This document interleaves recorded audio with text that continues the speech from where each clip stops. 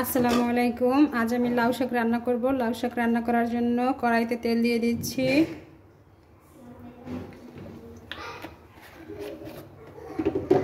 এই পর্যায়ে আমি দিয়ে দিব কাঁচামরিচ বাটা, পেঁয়াজ বাটা এবং রসুন বাটা।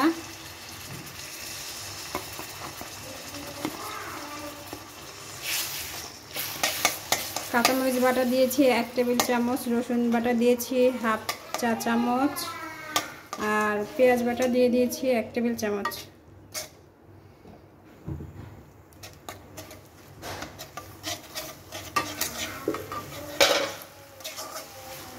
এর মধ্যে দিয়ে দেব প্রথমে আলু,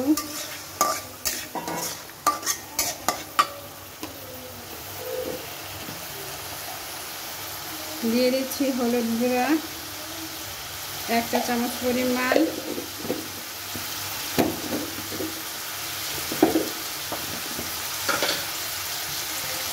দিয়ে দিচ্ছি লবণ পরিমাণ মতো।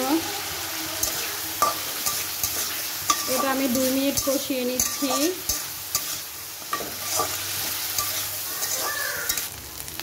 আলু এরকম কষানো হয়ে গেলে পরে এর ভিতরে আমি লাউয়ের ডাটা দিয়ে দিচ্ছি। লাউয়ের ডাটা দিয়ে আমি 2 মিনিট কষিয়ে নেব। এই পর্যায়ে আমি দিয়ে দিচ্ছি গরম পানি, একটু বেশি পরিমাণেই দিয়ে দিচ্ছি যেহেতু আমি শাকটা ঝোল রান্না করব। ঢাকনা দিয়ে ঢেকে দিচ্ছি।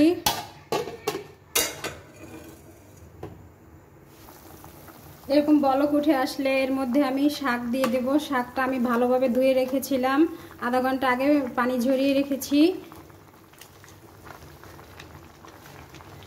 এখানকার লাউ শাকে প্রচুর বালু থাকে, তাই অনেক ভালো করে ধুয়ে নিতে হয়।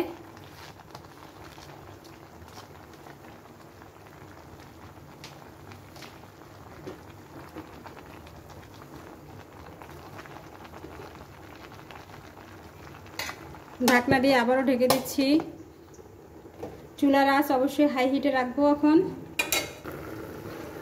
ঢাকনা উঠিয়ে নিচ্ছি। আমি আর একবার ঢাকনা উঠিয়ে নেড়েচেড়ে দিয়েছিলাম, এখন আর কোনো ঢাকনা দিব না, চুলার আঁচ হাই হিটেই রাখবো। ঢাকনা না দিয়ে এখন আমি এটা ভেঙে ভেঙে দিয়ে দিব নাড়ুনি দিয়ে।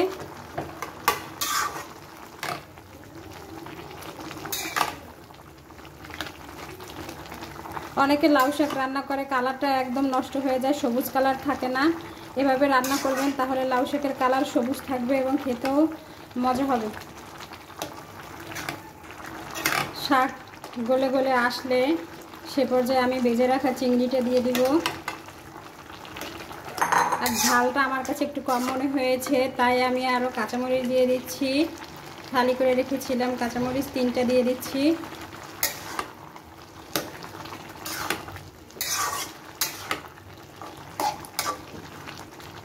প্রায় কমপ্লিট হয়ে গিয়েছে রান্নাটা।